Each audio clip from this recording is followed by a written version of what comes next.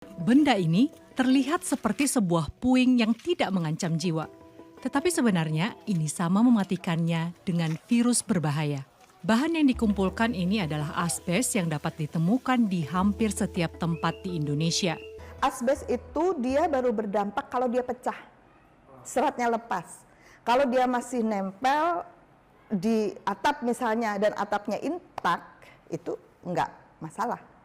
Tapi yang menjadi masalah ketika dia robek, kemudian seratnya lepas di udara, kita terhirup. Bagi Tuniah, efek bersinggungan langsung dengan asbes mulai dirasakan bertahun-tahun kemudian. Ia mengidap asbestosis, penyakit paru-paru yang tidak dapat disembuhkan dan berujung kanker. Sebagian besar kasus asbestosis atau kanker paru-paru pada pekerja terjadi 15 tahun setelah orang tersebut pertama kali terpapar asbestos.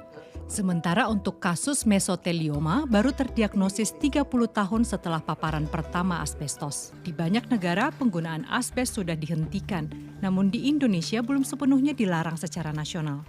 90% material asbes yang masuk ke Indonesia itu diproses untuk penggunaan atap semen bergelombang. Jadi mayoritas itu digunakan oleh masyarakat bawah malah. Kenapa sasaran atau market dari atap asbes bergelombang ini masyarakat miskin? Ya mereka kurang akses, itu satu. Yang kedua, ini murah gitu ya.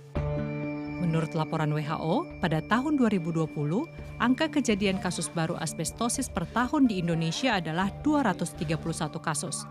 Meski jumlahnya relatif kecil, namun ancaman kesehatan jangka panjang yang mengintai nyata. LSM Jaringan Indonesia Larang Asbes mendesak agar pemerintah berhenti mengimpor asbes sejak 2012. Dari penjelasan tersebut, kita bisa tahu sebegitu bahayanya asbes bagi kita. Tanpa kita sadari, bahaya dari asbes ini terhirup mulai dari para pekerja pabrik, para pekerja di perusahaan distributor, para pekerja dan pemilik di toko bangunan yang menjual produk asbestos, dan juga penghuni rumah yang menggunakan produk tersebut. Menghitung sisi ekonomis sangatlah penting apabila kita membeli suatu produk. Namun, apabila ternyata barang tersebut bisa mengancam kesehatan kita dan orang yang kita sayangi, apakah itu pantas? Hanya Kalsi dan Ether sejak puluhan tahun yang lalu berani mencantumkan jaminan 100% bebas asbes yang telah tercetak di tiap lembarnya. Bahkan di tahun 2015, produk Kalsi telah menerima predikat top brand dan telah dianugerahi Green Label oleh Singapura. Semua produk Kalsi dan Ether telah disertifikasi sesuai dengan standar internasional.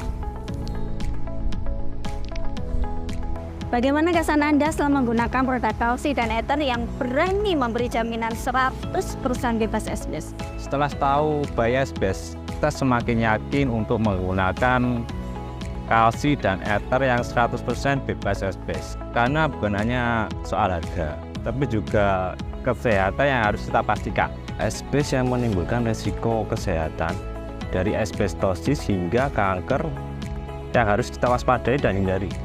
Terima kasih Bapak atas testimoninya, dan saya himbau kepada seluruh masyarakat untuk selalu menggunakan produk Kalsi dan Ether, karena hanya Kalsi dan Ether berani memberi jaminan 100% bebas asbes, karena kesehatan itu nomor 1. Jadi, apakah pantas Anda masih ragu menggunakan Kalsi dan Ether?